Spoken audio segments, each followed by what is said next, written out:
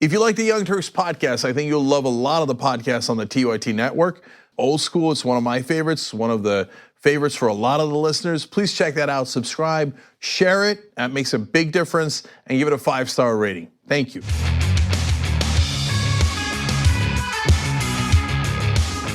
Welcome to the Young Turks. That's the show you're watching. This might be the last day that we do the show in studio. As I've been warning everyone, we've been working on the tech to be able to do this show and give you new content every day remotely. Nando Vila, Francesca Fiorentini, I really love you guys and respect you for being here today. You know, the people need to hear the real news. The real news. The truth. Yes, and there's a lot of that today. So we did cover the elections yesterday, but we will talk about them a little more today, especially when it comes to Bernie Sanders and what the path will be moving forward. But as you could expect, the entire rundown is really dominated with coronavirus news. We have many updates, including updates on the economy and what Congress has accomplished and is working on to provide some economic relief to Americans. But as always, use the hashtag TYT Live to communicate with us during the show. And if you're a member, we do read your member comments.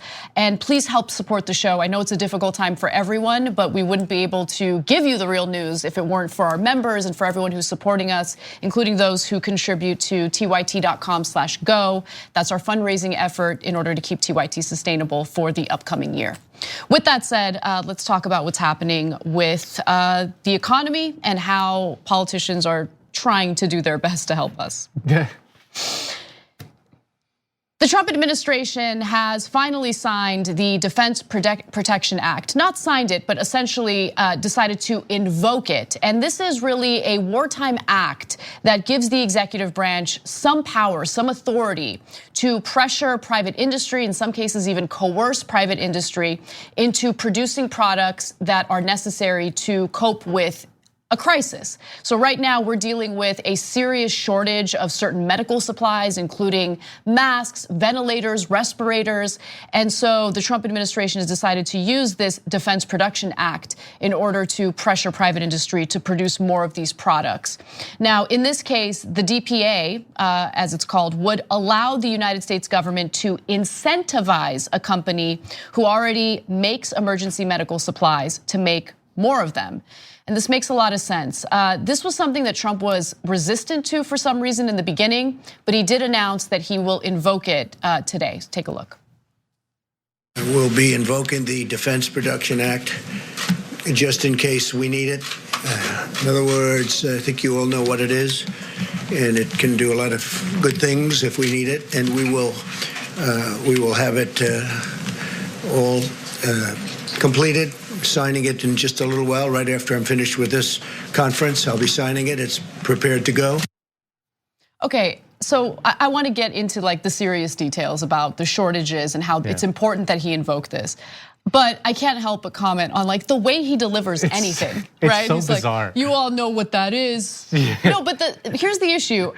I'm sure some of the reporters in that, press gaggle do know what it is, but he doesn't know what it is, right? Like that's why he doesn't want to explain what it is. I think you're giving the White House press corps way too much credit. Maybe I am. They do not have any idea until maybe like 5 minutes ago what that was. No, he clearly, he had like a little line, a description about like what the Defense Production Act was. And he was just like, I'm gonna skip over this, too many words. And you all know what it is. And like he's basically, and this is the thing about Trump and media disinformation that I find really upsetting is that in the same breath that he can mock, news for actually doing their job, he's not providing the information that a president needs to provide. So just in that example, he's essentially saying, I'm relying on you guys. Yeah, he's look, admitting that. Especially when it comes to this act, what it means, what it does, how it impacts not just private industry, but like how do you support those efforts, right? To produce more of the medical supplies that we need. But I think the issue with Trump is he's been so incredibly hostile toward the media. He's been so bad at communicating things. But in the last few days, and believe me, I'm not doing a Dana Bash thing here, right? I'm not giving him like a world of credit and saying like, oh, he's so presidential. No, what I am saying though is, oh wow, he's actually holding press conferences daily now, right? Low bar, but at least there's some information coming through. And I'm more interested to hear what the professionals surrounding him have to say, right? Because they do luckily convey important information that we need to know. Now, let me give you some of the numbers when it comes to what we're experiencing with shortages and what we might have to deal with very soon. So the number of cases in the United States when it comes to coronavirus is over 5,300 by Tuesday afternoon. So that was yesterday. And it's on the same trajectory as in many other countries, including Italy, which now has more than 30,000 cases. And keep in mind that Italy was slow to respond and react to coronavirus, which is why their healthcare system is overwhelmed and overburdened. So this is something that he should have invoked much earlier. There were both Democrats and Republicans urging him to do it. For some reason, he was resistant to it, but luckily he did invoke it today. Yeah, it's a no-brainer. I mean, it has to be done. I mean, this is this goes back to like the World War II example. Like FDR famously, basically just took over entire industries, compelled private companies to make tanks and planes and stuff. Like at one point he said, like, we're gonna make 50,000 planes this year, and all his advisors were like, I don't know if we can do that. He's like, if they try hard enough, I'm sure they can. Right. And it goes back to this. It's something that we haven't had in a long time in the United States, which is that the government actually has the power to compel private corporations to do the things it needs to do to serve a public interest, right? A private corporation would never serve the public interest for any reason. I mean, the only thing they can do is make as much profit as possible. The only entity powerful enough to channel the production capabilities of a private corporation towards some social benefit, like in this case, making masks, ventilators, all that stuff, is through pure coercion. And this is like the way to do it. And so it's a no-brainer. I mean, they haven't really like done anything with it yet, but they're gonna probably have to. I mean, And this is really the only option at this point. I was reading about how because Trump was so slow to take coronavirus seriously, he didn't pursue some of the medical supplies that were already out on the market, and they were purchased by other countries, understandably so. Yeah. And so we can't blame those other countries. They're trying to protect their public the best they can. And so I'm glad that Trump did invoke the Defense Production Act because they need to produce more of these medical supplies to keep people alive. I just think it's great that for the first time in a very long time, our war effort isn't actually going to fight a war. Yeah.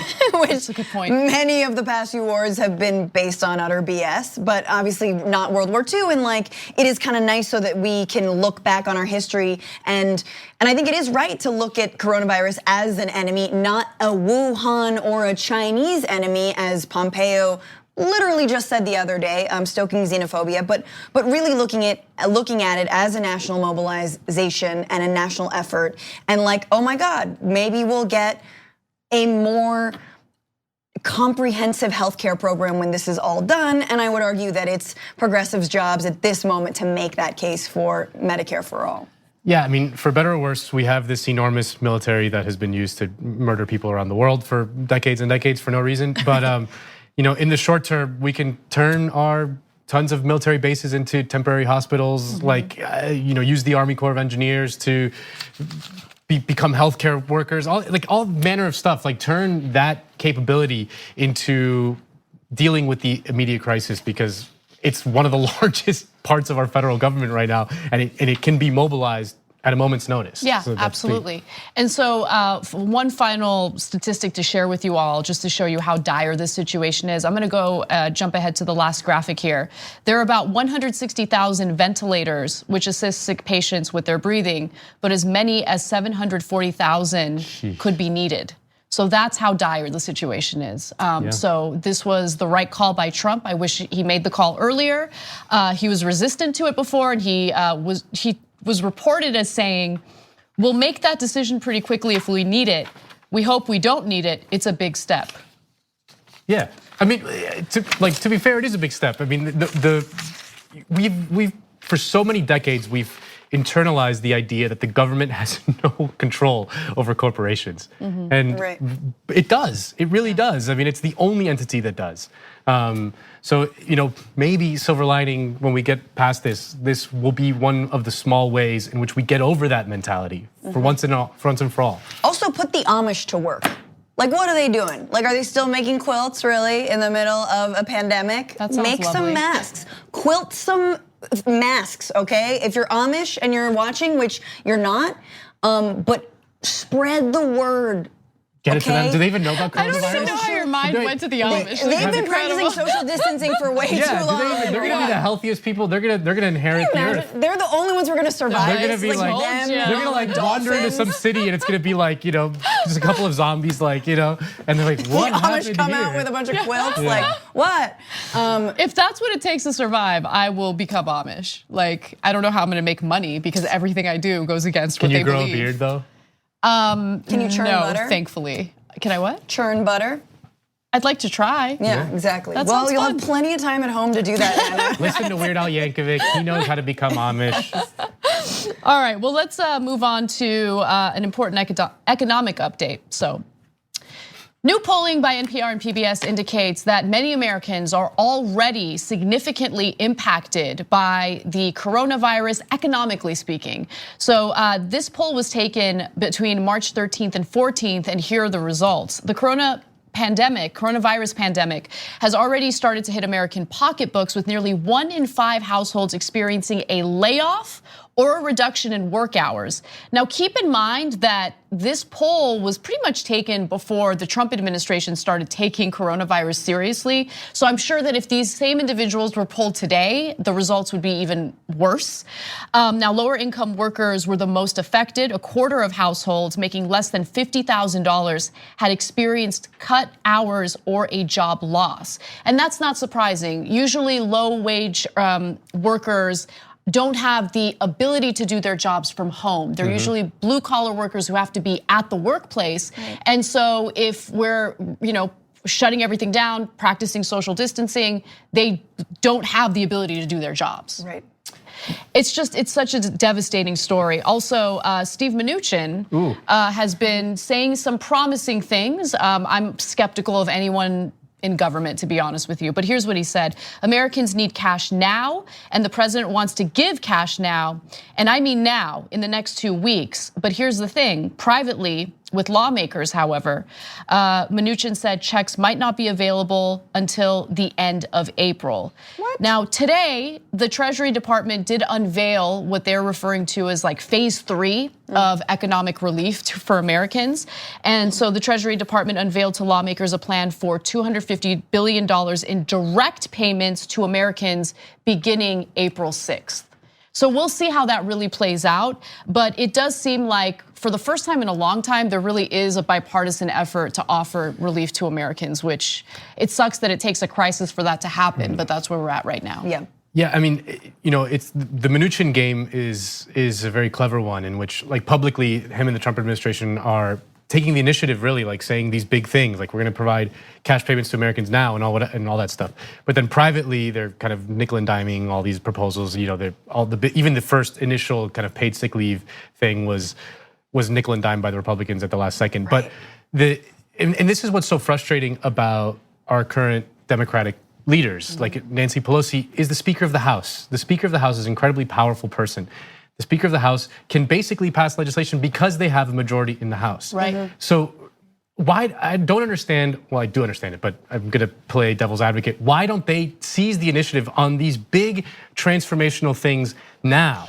Like they can pass these laws in the House and then dare Republicans to pass them. You mean beyond sort of the individual payments to Americans? Yes, but be out there being like, we need, massive relief for families right now. We're going to provide universal sick leave, regardless of employment status. We're going to provide, free healthcare right now. Like all these things can be, like these transformational things can be. This is such a grave moment. It's such a large crisis that we can't even wrap our minds around it. The moral moment to seize right now is that, but instead they're all doing this thing where they're like, you know what, we like this idea of the cash payments, but we're gonna limit it to people under $100,000, and that creates all kinds of problems. And then we're gonna, it's like, why are you doing that? I think part of the problem is they don't have to worry about not earning a salary, right? They're still collecting their salaries. They still have government issued healthcare. Yeah. I think that And Nancy Pelosi has been a politician for like 180 years, right? So, and it's not just about Pelosi, it's about all of those politicians who are doing the nickel and diming.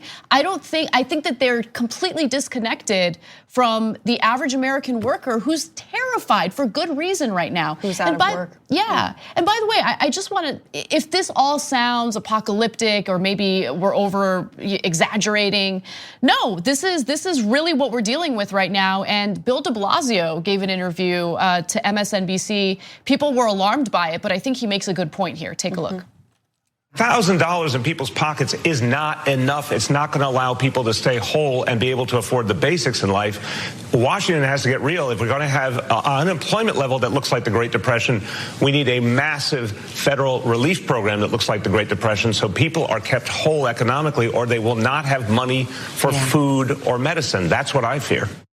So the fact that he mentioned Great Depression, made people, I guess, alarmed, worried, but they should be alarmed and worried because if you just take a good hard look at the direction we're going in, our entire everything's shut down. The entire planet. Yes. Like the global economy is shutting down. Yes, and I think there's a lot of pieces to pick up on, but for me, the way that we are worse off than during the Great Depression is that our economies are vastly more integrated globally, right? And of course, we know that environmental and labor organizations in the late 90s were fighting against those policies in every country around the world. And many economists continue to say and said then that when you incorporate economies, you make everyone more vulnerable. It's essentially like the way that a ship, right? I remember this metaphor of like a ship, and like if one part of the ship takes on water, they have it closed off so that the other parts of the ship will not sink and sort of like protects, a ship from sinking, blah, blah, blah. Well, now, essentially, with a globalized economy, you remove all those barriers so that if one part of the ship goes down, the entire ship, or takes on water, the entire ship is going down. That is what is happening with our economy. The fact that we don't have respirators, ventilators, masks, face masks, we don't even produce those things in a non-xenophobic way, may I say. Americans should produce those things, like That's a really good point. Say both things. But you're absolutely right. We have outsourced so much of our production and manufacturing because these companies are looking for cheap labor, right? And they don't want to abide by the labor laws that we have in this country. But at the same time, one thing that I think is damaging about Trump and the messaging that we've heard from him since 2015 is this like nationalistic approach. Because globalization has happened already, and we're all very much we're all connected. Our economies are intertwined, and supply chains, like we depend on, the supplies that are manufactured in other countries. So there is no America first, we're the greatest. We are not independent. We are very much reliant on other countries, which is why, his approach has been damaging from the get-go, but it's especially damaging now when it's become abundantly clear that we need to work with other countries and make sure that we find a solution that makes the world whole, Well, that's why like more rational economic planning from governments is necessary. Like there are certain products that are vital to the health of a citizenry, and they can't be reliant on, like it's fine if we make iPhones in China, in theory, I did not expect that from you, but I hear what you're saying. In theory that they're not like, if the global supply chain kind of breaks down for iPhones, it's not the end of the world. They're not essential. Oh, are you saying an iPhone is non-essential right now? Yeah, but aside from like slave labor and all that stuff, like imagine there was like some sort of, worker protection. And so that's no big deal, but like healthcare, respirators, like health materials, like those things are needed when they're needed in the place that they're needed. Like they can't be dependent on if some like natural catastrophe, which are going to start happening more and more with climate change, happens in some part of the global supply chain on the other side of the world. These countries need to have the local capabilities to produce things when they need them, when they're essential. But de Blasio mentioning the New Deal, I think is really important, and obviously in a time when the Green New Deal, is, we're talking about the New Deal again, thanks to the Green New Deal and thanks to how we approach mitigating the impact of climate change. But it's important, yes, FDR mobilized and compelled a lot of private enterprises to produce things that the country needed, but also there was tons of resistance in Congress. Oh, and definitely. I know you mentioned that, and the Supreme Court. Right, and so the New Deal went through phases, and the first phase was definitely just about protecting business. And then the second phase was like, okay, we need a National Labor Relations Board and a Fair Labor Practices Act or whatever it was. Like, we need to actually protect workers. And so this is going to be, I mean, I do think we're gonna see more than a recession, far more than a recession. And so I think this fight is for the long haul. Hopefully, people, not the Pelosi's, right, but people like, AOC or the new class of progressive Congress people can put some pressure, because apparently Pelosi's got a plan that is supposed to appeal to some of her Republican colleagues around healthcare. Of course, and I don't even want to say appeal to her Republican colleagues. No, to appeal to her donors and her ideology. And her ideology, and very deeply ingrained ideology. Because she was running this like she's going to roll it out soon, and it will be once again more money over to the private sector. Definitely. I mean, look, she was willing to hold up economic relief in order to do economic relief for Americans. Workers, right? In order to do means testing, right? Yeah. Like, I don't know if I want to do this. I don't think we should. No. Like the moment is now. Like the crisis is now. We can't play games and like dilly dally and do like means testing. First of all, universally, everyone, regardless of how much money they make, the economy is like stopped. No one's making money. Her defense was so infuriating. Her defense was so infuriating and so telling. She said, "I don't want to use US taxpayer money to subsidize corporations to do paid sick leave when they should be doing it themselves." And it's like, they need to step up to the plate and do it themselves. It's like, well, they're not going to do it. There's no liquidity. So what do they have no cash. And they have no incentive to. Like, why would they? Which on its face, I agree with. Like, I agree with that, but it shouldn't be as an excuse to hold up but they're not, They're funding. not going to do it on their own. That's not her long game. Isn't to then get Amazon to provide more sick leave or McDonald's or whomever. Well, you can compel them. You can write a law saying that if you want to do up business in the United States and you're of a certain size or whatever, you need to provide this. Like, companies won't do that because they're good. They'll do it because they're forced to by a more powerful entity, and the only more powerful entity is the federal government. So I do want to provide some more details into what has been accomplished and what people are eyeing, moving forward with the economy. So the IRS, the Internal Revenue Service, will postpone the April 15th tax payment deadline. Individuals have another 90 days to pay their 2019 income tax bills. By the way, for the first time ever, I regret not being a procrastinator because I've paid my taxes. You already did it? Yeah, of course I did. As soon as I turned that check in, right? Trump does the press conference where he's taking coronavirus seriously, and I was like, oh my God, do I cancel it? What do I do now? Anyway, so some Democrats, including what we heard from de Blasio, want to do more than $1,000 a month for workers while this pandemic continues. So Cory Booker, for instance, and Michael Bennet and Sherrod Brown propose spending $2,000 or sending $2,000 to every adult and child below a set income. So that's the means testing we were talking about earlier, with future payments in July. And then quarterly until unemployment levels drop off after an expected rise. So the thing that I like about that proposal is it's not a one-time thing, because we don't know how long this is gonna last. It's probably gonna last months. So one-time $1,000 check is gonna it's gonna help a little bit, but it's not nearly enough. So I wanted to just mention that I think, and I'm afraid that Republicans will capitalize on this moment more than Democrats. Oh, they have been. They're already doing it. Right, and they're already doing it, right? And I don't mean to say that people don't deserve money immediately and in their hands, and I know we talked about UBI and whether it's good. I think that, yes, divorced from that broader conversation, you need to get money into the hands of Americans. I just don't want to roll into November and have Trump and the Republicans be the party that did that, and Democrats not able to mount any kind of opposition, like, yes, to show that they're the ones that are looking out for the working class, and they have not made that case. But there could be an arms race to help people, right? Like, if the Republicans say we're gonna give $1,000 or whatever they say, like, a smart Democrat that was politically savvy would be like, well, I say, $10,000. Like de Blasio did, right? Yeah, exactly. Totally. And I say, a moratorium on rents, and I'm gonna cancel student debt for the extent of the crisis. You risk it not getting passed. Well, but you pass it yourself. You control the House. Sure. Yeah. You pass it yourself. Then you tell say, the look, Senate, I passed this law. The ball's in your court. The Republicans control the Senate and the presidency. do you want to do this for the American worker or not? Like, that's the thing. And this obsession with means testing is so stupid.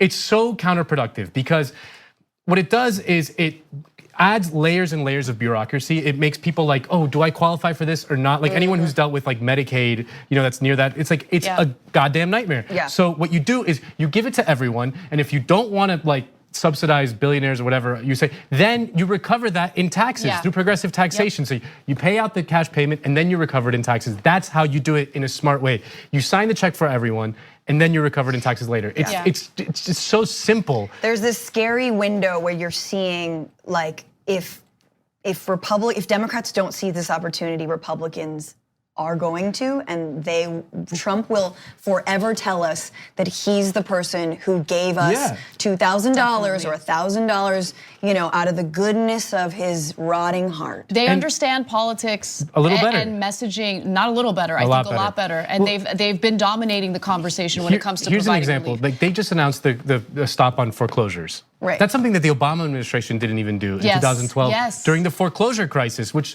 harmed millions of Americans, and caused untold economic harm. They just announced it today. Yeah, so I was gonna get to that, but I'm glad that you mentioned it. So the Trump administration has also put a halt on foreclosures.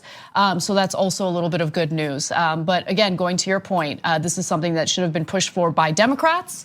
And they keep talking about electability when it comes to the candidate that they've propped up. But it's not just about their perspective on who's more electable. It's also about having a message that resonates with the working class that they can really like have some receipts to show for, right? For sure. And right now, I think that they're failing miserably, to say the least. We got to take a break, but you do not want to miss this next story. My favorite Bernie is Salty Bernie, and you're about to get a little taste of that when we return. We need to talk about a relatively new show called the Republic, or UNFTR. As a Young Turks fan, you already know that the government, the media, and corporations are constantly peddling lies that serve the interests of the rich and powerful. But now there's a podcast dedicated to unraveling those lies, debunking the conventional wisdom. In each episode of the Republic, or UNFTR, the host delves into a different historical episode or topic that's generally misunderstood or purposely obfuscated by the so-called powers that be, featuring in-depth research, razor-sharp commentary, and just the right amount of vulgarity. The UNFTR podcast takes a sledgehammer to what you thought you knew about some of the nation's most sacred historical cows. But don't just take my word for it. The New York Times described UNFTR as consistently compelling and educational, aiming to challenge conventional wisdom and upend the historical narratives that were taught in school. For as the great philosopher Yoda once put it, you must unlearn what you have learned. And that's true whether you're in Jedi training or you're uprooting and exposing all the propaganda and disinformation you've been fed over the course of your lifetime. So search for UNFTR in your podcast app today and get ready to get informed, angered, and entertained all at the same time.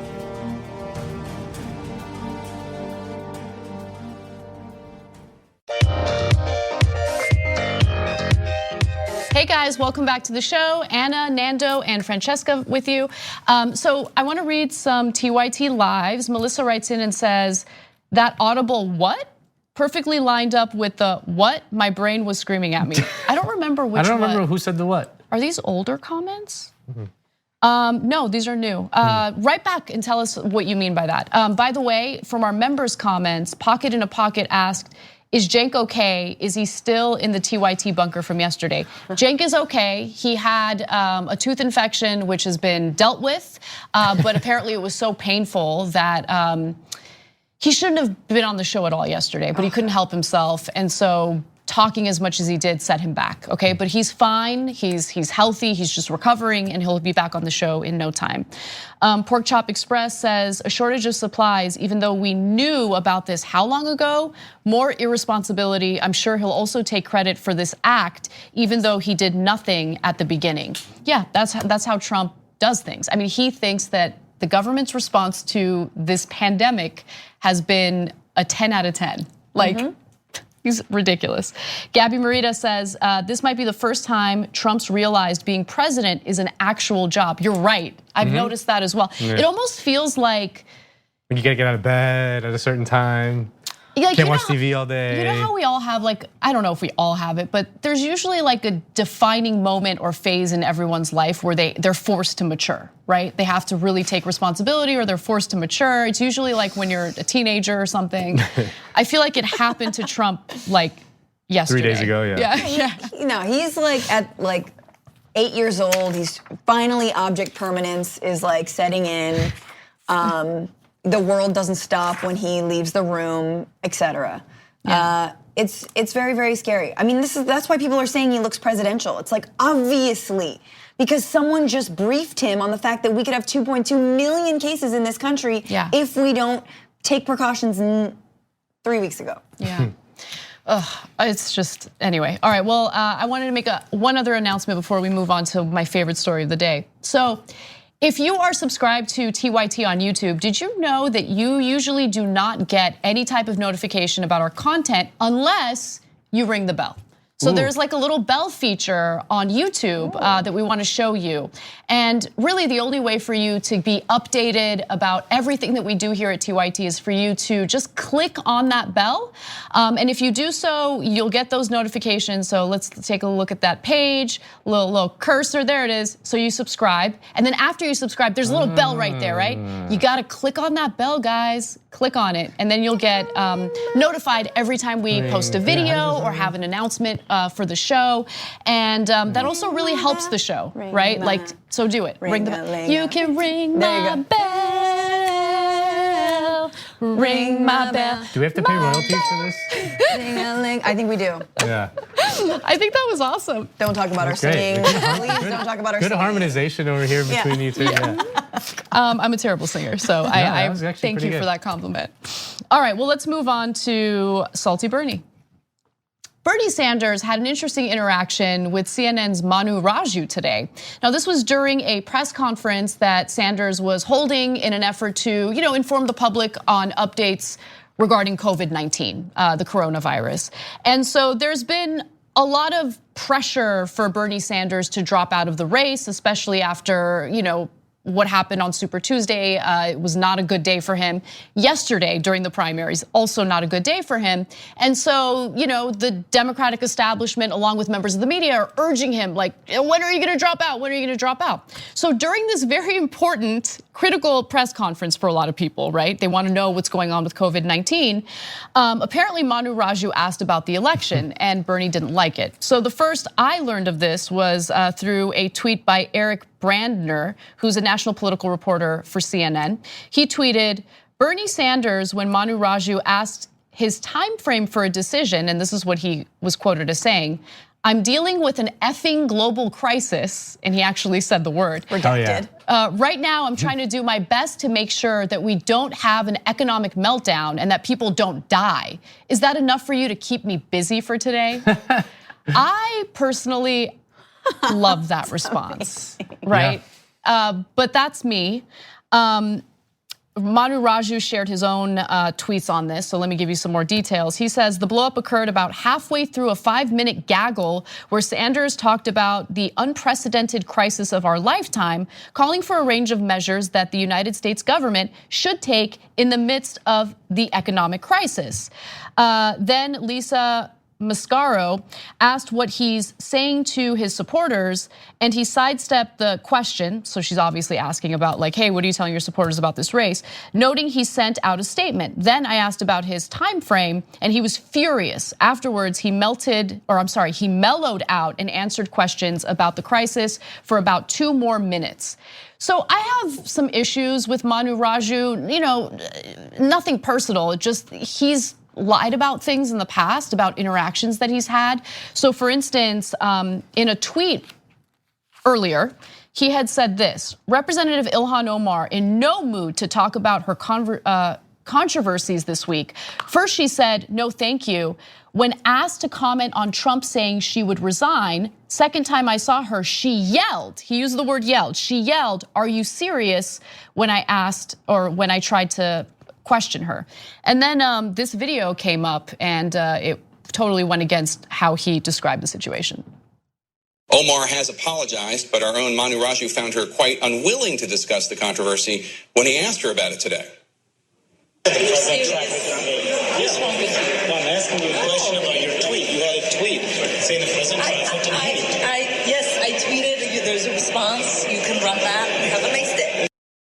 It's kind of hard to argue that the politician was yelling at you when the very news outlet you work for had to use like subtitles for the audience to like hear, to read what she was saying. She was smiling. So look, I don't know if Manu Raju's description of what happened is accurate, but to be honest with you, I don't even care because I think the way Bernie Sanders handled it was right. Like we're talking about COVID-19, and look, I'm not trying to make this election, unimportant, but like, let's focus on what this press conference is about first, and then we'll get to, whether he's gonna drop out later. I love Manu Raju's Twitter profile pic is him interviewing John McCain. That's like the Maverick himself. Yeah, it's like reporters love John McCain. Anyway, it shows like the absurdity of like, the obsession with like horse race coverage, with like trying to figure out the controversy of the latest like gossip and all that stuff when there's like a global crisis going on. It's just it sort of crystallizes it perfectly that the vast majority of the media is equipped to cover basically gossip. Like when are you dropping out? When are you dropping out? Like who cares? That's a really good point. What is like treated Warren the same way? Of course, no, that's the whole media. Like right. Oh yeah. Well, she doesn't owe anyone anything. Yeah. No, I mean that's the thing. Like all last night was the immediate conversation. Obviously, was when is Bernie dropping out? What does it mean to not drop out? And again, when there was not a clear path for Elizabeth Warren, no one in the news media even floated that question. She rolled into Super Tuesday knowing that it would not go well and was never asked when she would drop out, even leading up to that or really even after. There was some of that in independent media. But there was some of that in independent media. I'm just like, at what point is it like sexist to treat her with that much kid glove behavior? Like, no, seriously, like I'm never the one who's like, actually, I think it's fine to be chivalrous and whatever, but like, you're running for president, you're a grown woman, like let's treat your candidacy like you're a grown woman, like everyone who supports you, deserves also to understand whether you had a path or not. Now, I just wanna say with Bernie and not dropping out, I think a lot of Democrats think like, well, it'll be better if he does drop out for like our country as a whole. Not true at all. We need, I think, as many leaders as possible, and I think Sanders, both being a senator and actually running for president, helps this effort on multiple levels to combat Republican ineptitude. Yeah. So I think it's important to have him, and I think it's important to have him still in the race. Well, the thing that a lot of mainstream Democrats say is they make the argument that criticizing Joe Biden is only going to give ammo to the Republicans in November. That's a great point. As if they're like these blind people who need to have access to the secret Joe Biden files that Bernie has. Like the secret lines of criticism that they have not figured out already that are plain before anyone's eyes. Well, I have news for them also. Republicans are far more vicious. They'll go so much harder than Bernie. Than any of the left-wing critics could ever even imagine being, right? Absolutely. Yeah, it's like, Bernie in 2016 was like, I'm not too comfortable with Hillary giving $100,000 speeches to Wall Street. And Republicans are like, she's a literal demon who came up from the ground and has horns. Yeah, totally. It's like she's running a child sex trafficking ring. Pizzagate, like. Well, Pizzagate, like she has a terminal illness. Like they go to places that it's like it doesn't compare. Well, and that's what's actually scary. Like if you do believe that Biden is the best candidate to beat Trump, then show it now. Show it by being able to withstand the criticism, respond to the criticism, own up to the mistakes if there were mistakes made in the past. And that shows that you actually can withstand the Republicans come November. So Jake said something yesterday that was thought-provoking for me. I'm trying to process it and decide how I feel about it because I think that there might be a grain of truth to it, right? So the argument that he made, because I said during the members only postgame show, and by the way, you should support the show, become a member, tyt.com/Joe. Don't tell them what the argument was. All the good spicy takes. You're gonna reveal what the argument. But I want to give you a sense of like the kind of things that we discuss. And so Cenk was Skyping in, and I said, Bernie should stay in the race, right? Even knowing that it's not looking good for him. I recognize that. I don't think like, oh, he's got a great chance of winning, but because I agree with you in that the message that he carries is an important message, and it inspires people, it activates people, and people dismiss that, but I think that's important. By the way, I didn't make that case as eloquently last night. I was like not in a good place, like a good headspace. But anyway, Cenk responded by saying, no, it's not good for progressives. And the argument that he was making was that the longer he stays in the race, right, the worse progressives are gonna look because he's gonna appear to be like further dividing the party, like, because that's the way we know the establishment will play it, right? And let's say Biden loses to Trump, which isn't impossible. I think that there's a pretty decent likelihood that that's gonna happen, right? Then they'll blame Bernie for that. The only thing I'll say is that no matter what Bernie does, they're gonna blame Bernie. Agreed. Like in 2016, he campaigned for Hillary Clinton. Like I don't know, like, and look at how they thanked him for it. You know, like they still kept on with this fiction that, you know, he did some sort of untold damage to Hillary that wouldn't have been done by the Republicans anyway. You know, like they're not gonna. They've shown what they're willing to do. They're willing to basically strong arm people in their quote unquote lane to drop out, even though like Pete Buttigieg did something that was completely unprecedented in which he came in first or second in Iowa and New Hampshire, and he dropped out before Super Tuesday. No one's ever done that in the history of American politics. They're willing to do that, and they're willing to hold a primary in the middle of a global pandemic. Yeah. Like they're willing to do things that are beyond the pale. Like, and so this idea that we can kowtow to potential criticisms from them and that it will somehow, you know, eliminate those criticisms is ridiculous. Like they will not give us anything. Like they're. Yeah, I disagree that I agree with Nando and I do disagree with Cenk. I think no matter what, progressives are going to be blamed. And I actually do think it is important for Bernie to stay in the race because I do think it is important for his leadership and his voice to be there so that people are not as alienated going into the general. That's a really good point. And I think that, because if he drops out, suddenly it's like, well, why pay attention to politics? You know, I feel like I was, you know, not duped again, but like this election was, you know, stolen, or you know, there's no progressives in the race anymore, and versus being able to get to the convention, making demands on the Biden campaign, which is what happened after 2016 in the convention with the Clinton campaign, and giving progressives like a real, if you do want to beat Trump, and I know Bernie has said he would support Biden, then say, this is how Biden's going to be the candidate, but here are our demands. Right. And we've had, because we're rolling into this convention with some support, you know, we have more grounds to make those demands as they did in 2016. And Clinton actually did take on some of the, you know, proposals that the Bernie team. Her rhetoric certainly moved further to the left. You're right on that. One thing that I did want to add to it though, I think that one other upside of Bernie staying in this race, and it really does have a lot to do with like messaging and using what's happening right now, and it's a tragedy what a lot of Americans are going, what people around the world are going through right now with this pandemic. It's a teachable moment, and I worry that without Bernie in the race, we're gonna forget, not we, but the media cycle, average Americans are gonna stop talking about the type of solutions that he's proposed and how they would be helpful in the middle of this crisis, right? If we had already implemented those policies, how much better off we would be as a country, how much better off workers would be, companies would be, and how we would feel a little less unstable. Like I feel so unstable right now. So the other thing is that Bernie is a genuine movement candidate.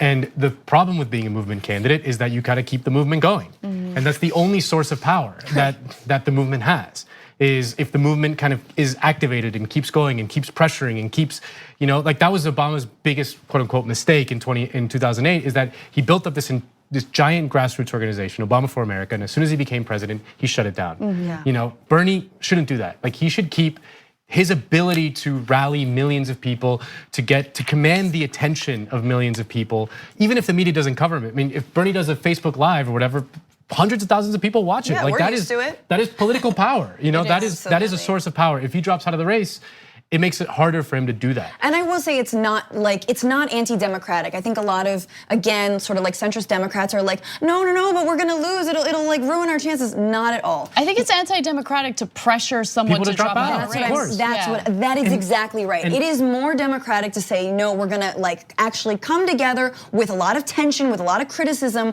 and actually forge a path forward in this big tent.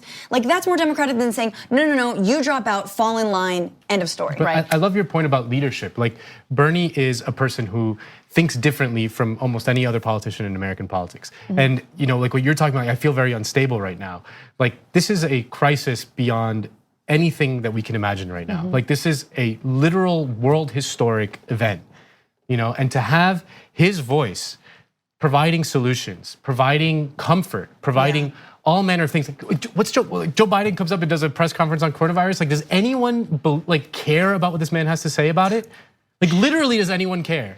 Like, even people who voted for him, people like, no are one's trying to care. They're no like, one's gonna tune into that. Maybe I'll be inspired. No, I mean, and what's he gonna say that's not just some empty platitude, right? Like, Bernie's gonna propose concrete things. He's gonna actually try to forge a way forward and at least put that idea in people's heads that a new way forward is possible. So like, I think he's got to stay in. He's not going to get any. He's not going to get any kudos for dropping out. Yeah, I definitely agree with you on that. So write in, let us know what you think. I'm really curious what our members think about that.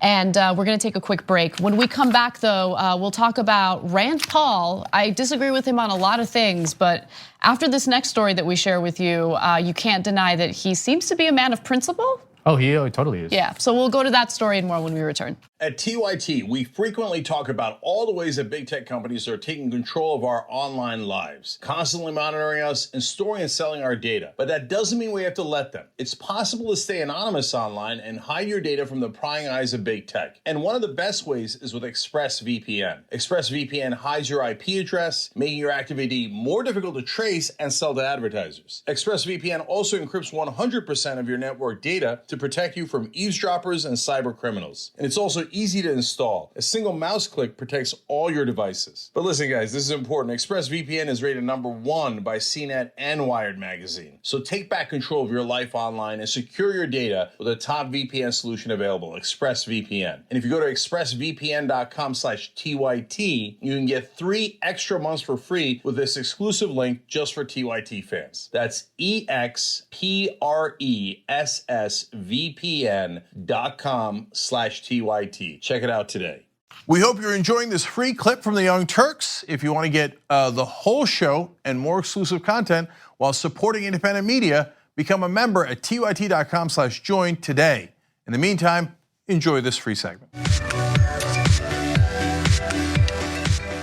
Welcome back to TYT. A few member comments for you. Eclectic Miscellanea says, wow, Bernie Sanders getting salty with CNN. It's about time. He's obviously been watching TYT's coverage. I think he's been busy, but. No, he watches the show every, that's what I tell myself. Can you imagine? It'd be amazing. You're like the Fox and Friends of Bernie. It would make everything worth it. Like, we all have those moments, right? Yeah. Like, I can't be the only one who's like, was it worth it? Like, why didn't I become a hedge fund manager? And the Kasparian, I like when she does the news reads. That would make my life. The member comments are my favorite part of the show, getting the people involved. There are no millionaires or billionaires in that audience. Yeah. I love it. There might be, I don't know. Nick V says, salty Birdie forever. My way, Norway, or the highway. Hell yeah. Wow, that's good. The names always, I love the names. Me Keep too. them coming with the names. Except for that one about Jenk's like nipple piercings or whatever. Like that one I don't, yeah, exactly. Jenk has a nipple piercing? No, he doesn't. Someone has a handle. How do you know? Actually, I don't know. Don't want to know. You know, fan art is real. He doesn't So seem if there's to a be fan, a if there's a type. picture of it, then I believe it, then it's real, it happened. The mathematician says, this is why we all love Bernie Sanders. If only he'd shown this level of vim and vinegar when fighting Joe Biden and the establishment, the primary might have ended differently. We clearly need to pass the candidate mantle on to someone younger and armed with a flamethrower.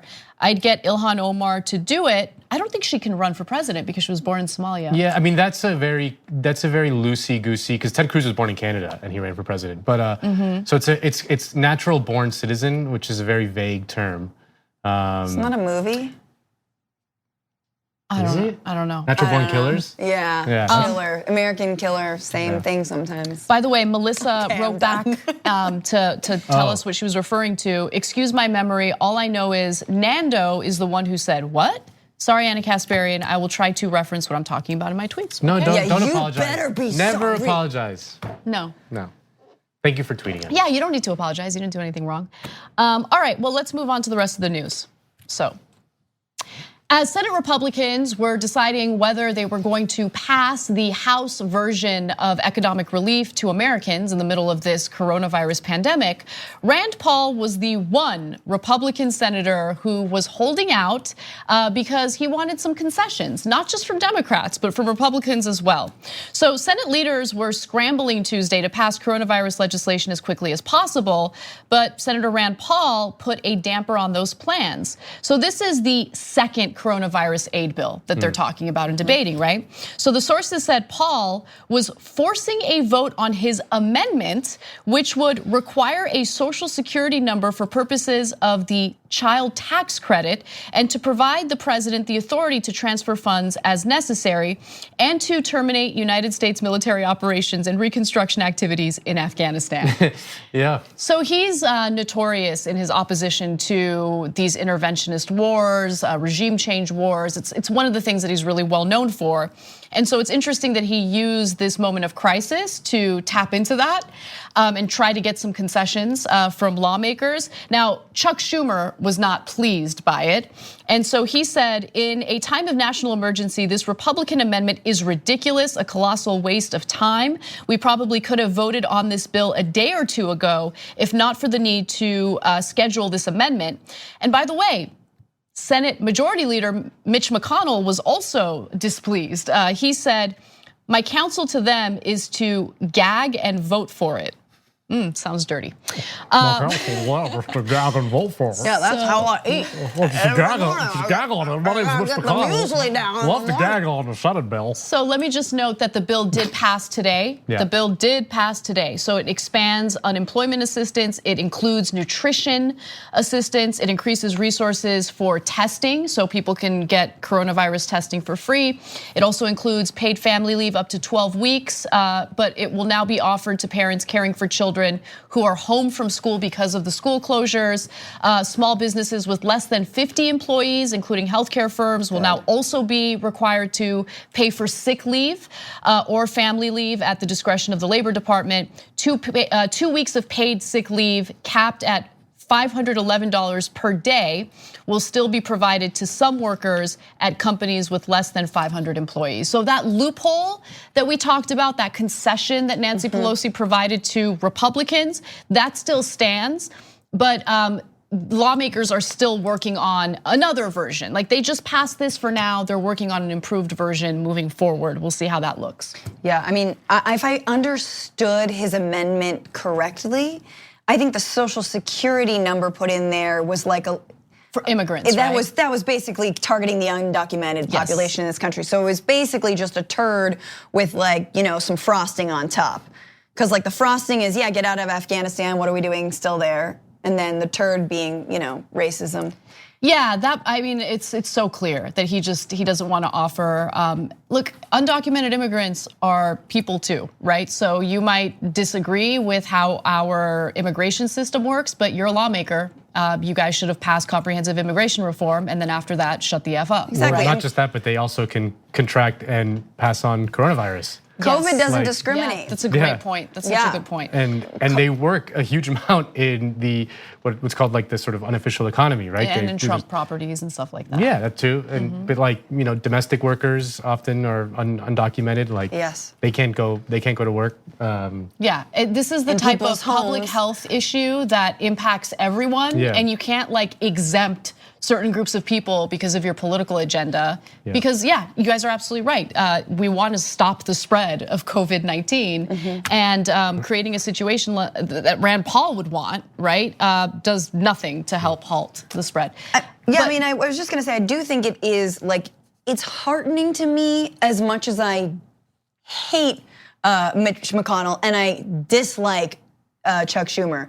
But it is nice to see like Congress doing something, like some kind of agreement. Like this is the moment where you need to be able to prove that as lawmakers, you can actually get stuff done. Well, look, if I were a lawmaker and I wanted to play the same games that have been played in Congress for years now, for decades now, I'd be concerned about pitchforks, and I think that might be part of it. Well, really? Yeah, I mean, if people can't like buy bread in 2 weeks, which like there's gonna be millions of Americans. Like if there's no relief that doesn't come immediately, like people are gonna be like, I can't eat. I like literally cannot eat.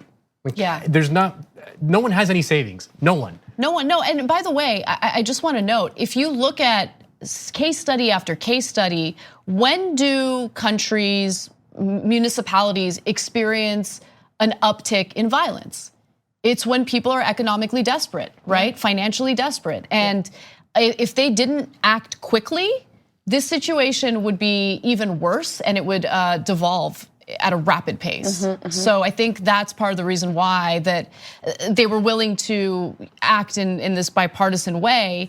And I hope that they offer more relief moving forward, because I don't agree with that loophole when it comes to sick, paid time off. It's woefully inadequate. I agree. Like it's woefully inadequate. So the second half of this though is the Afghanistan part of the story. And so like I'm of two minds on that, right? Because on one hand, is this really the time to hold up incredibly important legislation to make a point about wars? And by the way, I agree with him when it comes to Afghanistan. I agree with some of his foreign policy. At the same time though, when we're dealing with Congress that's full of like all these feckless, craven, spineless politicians who have no principles or morals, it is kind of nice to see someone who has, the cojones, I guess, to stick to his principles even when he knows that it's going to be a super unpopular thing to do.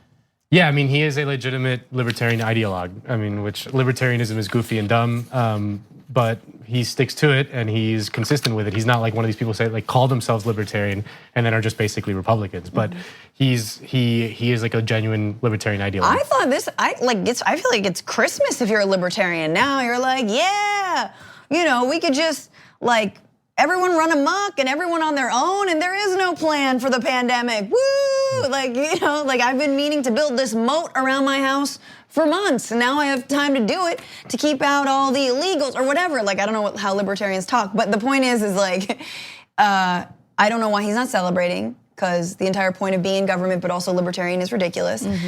I will say this about Afghanistan: there are straight up hospitals that the US has built that are empty in Afghanistan. Wow. Like, what if we had invested those hospitals and that construction in the US? I mean, well, it's just... We were spreading democracy, Francesca, come on. This is just another reminder that we're still in Afghanistan. I know. I forget about, and then like some like little news alert will come up like, oh, we're still in Afghanistan 20 years later. And the US did a nice little airstrike in Iraq last week in the middle of this pandemic too. They were like, oh, we're gonna do a little airstrike. Like we're just gonna keep doing, the empire rolls on, baby. The coronavirus is gonna bring us all to our knees. But the cruise missiles, they got to keep going. Well, we have some more international news for you guys. Unfortunately, it's not cheery news at all. It's pretty devastating. I want to give you an update on what's happening with Iran right after this break. Thanks for listening to the full episode of the Young Turks. Support our work, listen ad-free, access members-only bonus content, and more by subscribing to Apple Podcasts at apple.co/TYT. I'm your host, Cenk Uygur, and I'll see you soon.